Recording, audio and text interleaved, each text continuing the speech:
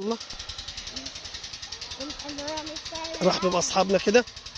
هاي ثواني، احنا جبنا شوية برسم اهو عشان اوريه لكم. السلام عليكم ورحمة الله وبركاته. النهارده في حلقة جديدة من قناة جودي وبابا اللي بيصور طبعا. طبعا اللايك أو كده. طبعا النهارده احنا قربنا نعمل الخطة طبعا اللي احنا عملناها في الفيديو اللي فات، صح يا بابا؟ أيوة عشان ننفذ خطة الأرانب يعني. بس دول تعبونا بصراحة، يعني هم كل اللي بيعملوه. هو ايه ده اللي هناك ده يا بابا؟ ده حاجة اسمها ليفت، بس اللي هيبقى الليفت الأحمر. تعال. احمر؟ الليفت أحمر كده. أحمر؟ أيوة هوري لك الليفت. مش عارفة الليفت؟ لا هو انا عارفه الليفت نفسه. هو زي الجزرة. أيوة الليفت اللي هو أبيض ده بيدي على موف يعني، أو على بنفسجي. انا هتمشي شوية قدامك كده. تمام. ينفع تمشي قدامك؟ ماشي. أكلمك عن حاجة يعني مشكلة مزعلانة، يعني اللي هم الجماعة دول، يعني هم بصراحة مزعلين أبو زياد، وإحنا هنتكلم عن أبو زياد. ابو زيد ايه؟ أبو زياد الراجل الطيب ده الهادي، إيه رأيك؟ يا رب. كنت عايز أتكلم عن حاجة أبو تاني. زياد. أبو زياد الراجل الغلبان ده، الراجل ده يعني أنا بحبه قوي. وبعزه خالص يعني الراجل ده أبغى يعني أتكلم على حاجة أكثر من عند أبو زياد. يعني نعمل إيه يعني؟ كيف في أي حاجة. ماله أبو زياد؟ طب تكلميش ليه عن أبو زياد؟ نتكلم مثلا، تعالى مثلا نقول للناس. الأول نقول له كل سنة وأنت طيبة يا ريماس، علشان خاطر أبو زياد. ماشي، كل سنة وأنت طيبة يا ريماس، لأن هي غالية جدا على أبو زياد، وهي تقريبا يعني محمد مين؟ محمد. مين محمد؟ محمد مش هي قناة اسمها مش بعيد عن أيوة أبو زياد. مش هي قناة بتاعت محمد وحسن اسمها حوارات. أيوه ماشي. برضو معاهم محمد وحسن. محمد مين فيهم؟ على محمد أخو حسن؟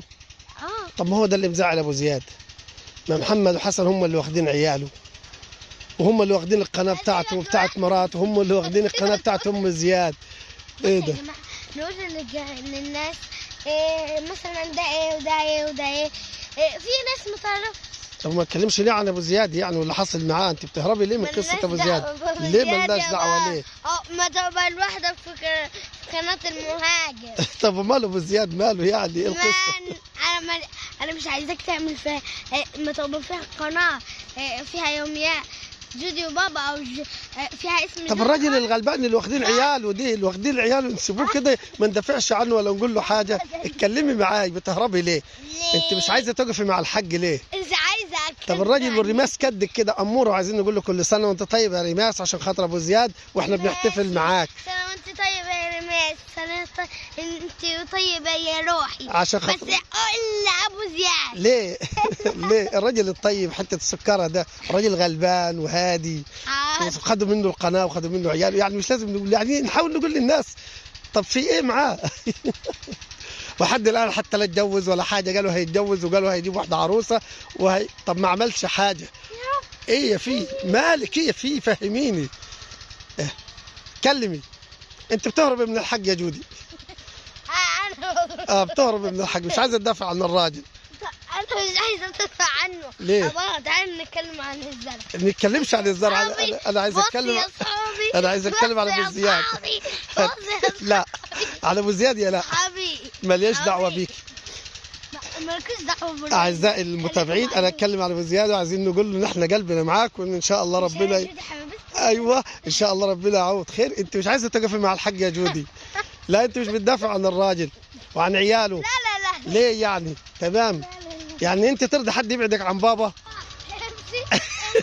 مش فاهم حاجه، فهميني في ايه؟ ايه المشكله؟ اتكلم عن الزرع. انا قلت لك يا بابا ترضى حد ياخدك بعيد عن بابا وتعيشي بعيد عن بابا؟ يعني ايه يعني؟ انت مش راضيه ليه تجاوبي علي؟ افهم. لا ليه؟ ما فيش حاجه. بابا روح انت. انا رايحه. انا كده زعلان من جودي، وجودي مش واقفه مع الحاج ومش عايزه تتكلم عن الراجل، وانا برضو بضم صوتي لصوته. ليه؟ ماله ابو زياد؟ ليه الراجل الغلبان ده كمان؟ ترضي انت حد ياخدك انت ويبعدك عن بابا؟ يا سلام يا سلام، مش عارف في ايه انا. اعملها في قناة مهاجر. طب وليه ما نعملها في قناه يوميات جدي وبابا؟ تعملها من غير عيالها. ليه يعني وانت مع عيال يعني بتتكلمي؟ مش عيال زيكم هم واطفال المفروض يقعدوا مع باباهم. على العموم انا مع اني زعلان من جودي ومن اللي حصل، ان شاء الله يا رب باذن الله اولاده يرجعوا له يا رب ويرجعوا ويجمع شملهم على خير ان شاء الله، وباذن الله يكونوا دايما مع بعض يا رب، يهديهم على بعض ويهدي الحاج والجماعه انهم يرضوا يا رب ويسمحوا. اتفضلي. رب صبرني عليك يا رب. قولي. استنى عليا في البيت. ايوه قولي برضه اتكلمي. بص يا جماعه النهارده طبعا هنتكلموا عن ابو زياد الغلبان الراجل الطيب. الراجل الطيب. ايوه اللي واخدين منه عياله. بص يعني كده يا مش حوار. ايوه.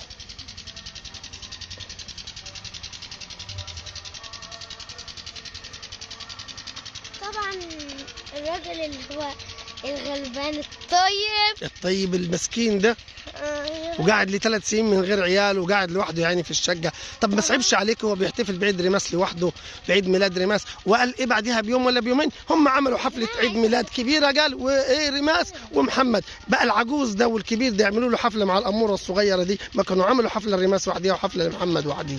ايه القصه يعني؟ طيب ماشي فاكره. اتفضل.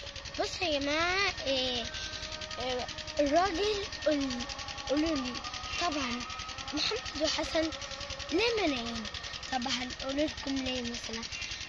مثلا هم مش عايزينه يجي ياخد محمد يوسف وريماس وابنه زياد والبنات والبنت اسمها ايه؟ نيره. نيره. طبعا هو زعلان وهم مكبرين دماغهم العيال، وحتى الكبار مش بيفكروا في باباهم ولا بيكمل نفسه يعني يسمع منهم كلمه ولا يتكلم في التليفون معاهم، عاملين له بلوك. ايه الجفا ده؟ ايه الهبل ده؟ ايه الجفا ده؟ ايه العبط ده؟ البنت ما ترضاش تكلم ابوها. ده ابوكم مش. طب مثلا يا حب استنى يا نيرة ده مش باباكي، ده جدك.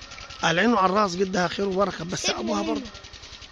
الراجل قاعد لوحده يعني مثلا ما لاقيش حد معاه يفضفض معاه يهزر معاه، يعني حرام يعني، ده راجل غلبان. بس صح يا بابا؟ صح يا حبيبي. اهو حتى يعني ما هوش حد يهزر معاه. لو بيحلم بيهم وبيهلوس بيهم وكل يوم وكل شويه اولادي اولادي اولادي، ربنا يا رب يجمعهم معاه على خير يا رب ان شاء الله، يلم شملهم باذن الله يا رب، ويشيل كل الخلافات ويرجعوا لبعض باذن الله. يعني نفسه حتى ريماس الصغيره تقول لي يا بابا يا حبيبي، ياخدها في حضنه بنته. يا عيني، وكل شويه اولادي ده واخدينهم مني، منهم لله. انا مش مسامحهم في حاجه، انا مش مسامح حد فيهم، انا اولادي وبتاع. الكلام ده حرام حرام يعني. انتوا مش شايفين اهو